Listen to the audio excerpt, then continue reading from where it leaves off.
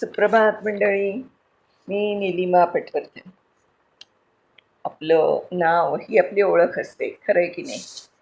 या नावामुळेच आपल्याला सगळेजण ओळखतात.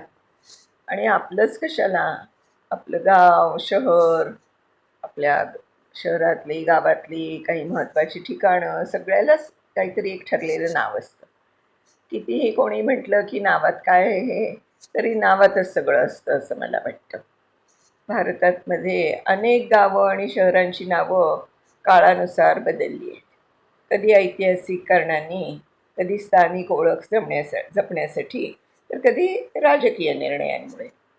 नाव बदलण्याची काही मुख्य कारणं अशी आहेत माझ्या मते, की इतिहास आणि संस्कृती जपायची, स्थानिक भाषेचा सन्मान ठेवायचा आणि राजकीय आणि प्रशासकीय निर्णयांसाठी पण ती महत्त्वाची असतात. ब्रिटिश काळात भारतातील अनेक शहरं आणि गावांची नावं इंग्रजी उच्चारानुसार बदलली गेली. ही स्थानिक भाषांमधून थोडीशी वेगळी होती. जसं की मुंबईचं बॉम्बे झालं, कोलकाताचं कलकत्ता झालं, बेंगलुरूचं बंगलोर झालं आणि पुणेचं पुना किंवा वडोदराचं बडोदा किंवा बरोडा असं झालं. इंग्रजांनी नावं का बदलली? तर त्याचं उत्तर मला वाटतं त्यांना स्थानिक उच्चार कठीण वाटत होते. इंग्रजी भाषेनुसार सोपे करण्यासाठी बदल केले आणि प्रशासन आणि नकाशांमध्ये एकसारखेपणा आणण्यासाठी पण कदाचित ते केले असावे. येथे एक महत्त्वाची गोष्ट नमूद करावीशी वाटते की ब्रिटिशांनी पूर्णपणे नवीन नावं दिली नाहीत, तर स्थानिक नावांना त्यांचं इंग्रजी रूप म्हणजे ॲग्नेलाइज फॉर्म्स वापरले. स्वातंत्र्यानंतर भारताने हळूहळू मूळ स्थानिक नावं पुन्हा मिळवली.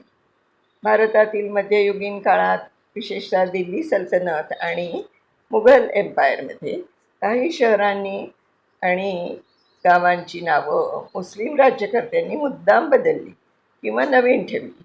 येथे ही नावं अरबी, फारशी प्रभाव असलेली होती. त्यांच्या राज्यकर्त्याच्या नावावरूनही ती ठेवली होती. जसं की प्रयागचं इलाहाबाद, देवगिरीचं दौलताबाद, अवधचं फैजाबाद, भाग्यनगरचं हैदराबाद वगैरे.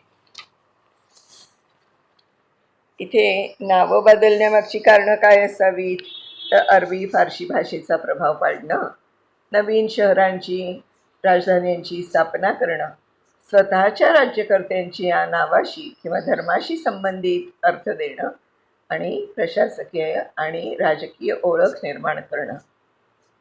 इथे लक्षात ठेवण्याजोगं असं की सर्वच गावं किंवा शहरांची नावं बदलली गेली नाही. अनेक ठिकाणी जुनी आणि नवी नावं एकाच वेळी प्रचारात होती आणि नंतरच्या ब्रिटिश काळात आणि स्वातंत्र्यानंतर काही नावं बदलली गेली. आता थोडी तात्विक चर्चा बाजूला ठेवू. स्वातंत्र्यानंतर काँग्रेस पक्ष सत्ता पक्ष झाल्यावर सर्व रस्ते, वास्तू किंवा विमानतळं इत्यादींना महात्मा गांधी, जवाहरलाल नेहरू, इंदिरा गांधी यांच्या स्मरणार्थ नावे दिली गेली. पहा ना, जवळजवळ प्रत्येक शहरात एक तरी महात्मा गांधी रस्ता असतो किंवा गरीब वस्तीमध्ये एक तरी इंदिरानगर असतं.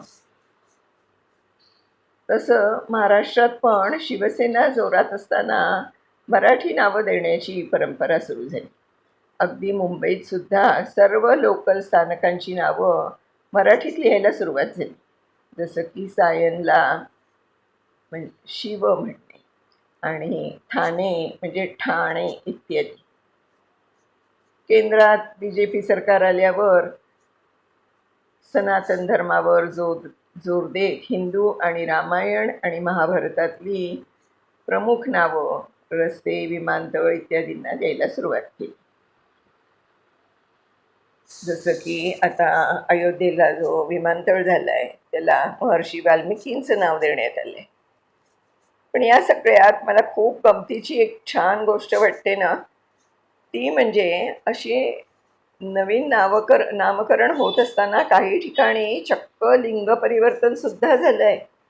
तर याची दोन महत्त्वाची उदाहरणं म्हणजे व्हिक्टोरिया टर्मिनस मुंबईचं, जे राणी व्हिक्टोरिया इंग्लिश तिच्यावरनं त्या टर्मिनसला नाव दिलं गेलं. त्याचं चक्क छत्रपती शिवाजी टर्मिनस असं नामकरण झालं. म्हणजे चक्क बाईचा बुवा. आणि अहमदनगरचं नवीन नाव आता अहिल्यानगर आहे की नाही मजेशीर. अशी नावं देणारे, ते संमत करणाऱ्या सगळ्या या लोकांना अक्षरशः साक्षात दंडवत. आता बंगालमध्ये नवीन निवडणुकीनंतर व्हिक्टोरिया मेमोरियलचं नाव रवींद्रनाथ मेमोरियल किंवा मदर हाऊस, रामकृष्ण परमहंस किंवा विवेकानंद हाऊस झालं तर तोंडात पोट घालायचंच बाकी राहील, नाही का? कसं काय वाटतंय तुम्हाला? तुमच्या प्रतिक्रिया, तुम्हाला ही पोस्ट आवडली का ते मला नक्की कळवा. वाट बघते हां तुमच्या प्रतिक्रियांची. माझी खात्री आहे तुम्हाला आवडलेच असेल, पण तरी तुम्ही सांगितलं की छान वाटतं. धन्यवाद.